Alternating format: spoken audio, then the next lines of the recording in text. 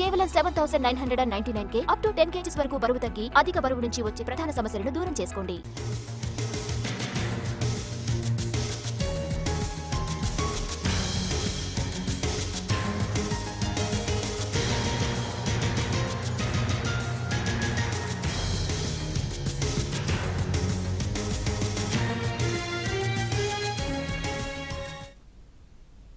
తమిళనాడు రాజకీయాల్లో మరో కీలకమైన పరిణామం చోటు చేసుకుంది. ఈ ఏడాది చివరిలో ఎన్నికలు జరగనున్న సమయంలో డీఎంకే పార్టీకి పీఎంకే పార్టీ షాక్ ఇచ్చింది. ఎన్డీఏ కూటమిలో చేరారు.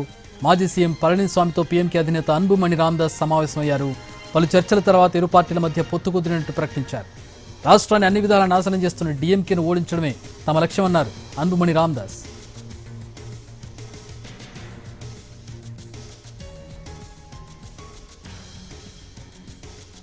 ఏఐడీఎంకేతో పీఎంకే పొత్తుకు సంబంధించి పూర్తి వివరాలు మా ప్రతినిధి కార్తీక్ అందిస్తారు. కార్తీక్.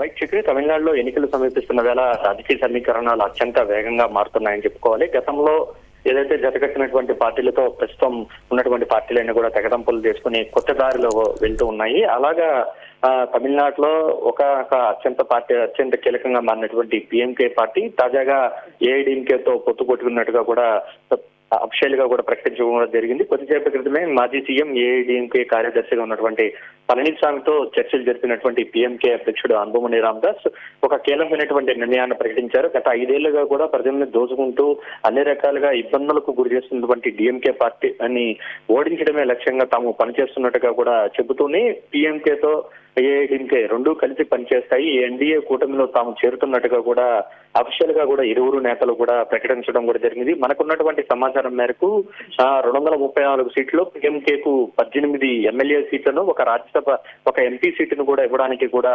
అంగీకరించినట్టుగా కూడా తెలుస్తుంది. కనుక ఈ రెండు కలయిక మాత్రం ఒక రకంగా ఎన్డీఏ కూటమికి ఒక అతి పెద్ద బూస్ట్ గా కూడా చెప్పుకోవాలి. గత ఎన్నికల్లో 5 సీట్లలో పోటీ చేసినటువంటి పీఎంకే 5 స్థానాలను గెలిచింది. దక్షిణాది ముఖ్యంగా తమిళనాడు దక్షిణాది ప్రాంతాల్లో అత్యంత బలమైన వర్గంగా కూడా పీఎంకేకు మంచి పట్టు ఉంది. సో ఇది ఒక రకంగా మంచి బూస్టప్ అవుతుందంటూ కూడా తమిళనాడు రాజకీయ విశ్లేషకులు భావిస్తున్నారు. ముఖ్యంగా ఎన్డీఏ కూటమికి ఇది ఊహించినటువంటి బలంగా కూడా చేకూరిందని చెప్పాలి. ఇదే కాకుండా గతంలో ఉన్నటువంటి ఆయన తండ్రిగా ఉన్నటువంటి రామదాస్ కూడా గతంలో తండ్రి కొడుకులు ఇద్దరి మధ్య కూడా విభేదాలు ఉండేది. కానీ ఈసారి మాత్రం ఏఐడీఎంకేతో ఎన్డీఏతో కలిసి వెళ్ళడానికి కూడా తండ్రి కూడా ఓకే చెప్పినట్టుగా కూడా తెలుస్తుంది. దీని కారణంగానే అఫీషియల్ గానే ఈ యొక్క ఇద్దరి పొత్తు కూడా ఓకే అయినట్టుగా కూడా తెలుస్తుంది. ఇంకా రానున్న రోజుల్లో ఇంకా మరిన్నటువంటి పార్టీలు కూడా అన్ని వాటిని కూడా ఏకతాటి మీద తీసుకురావాలంటూ కూడా మొన్నటికి మొన్న తమిళనాడులో పర్యటించినటువంటి అమిత్ షా కూడా ఏఐడీఎంకే పళనిస్వామికి సూచించినటువంటి నేపథ్యంలో ఆ దిశగా అడుగులు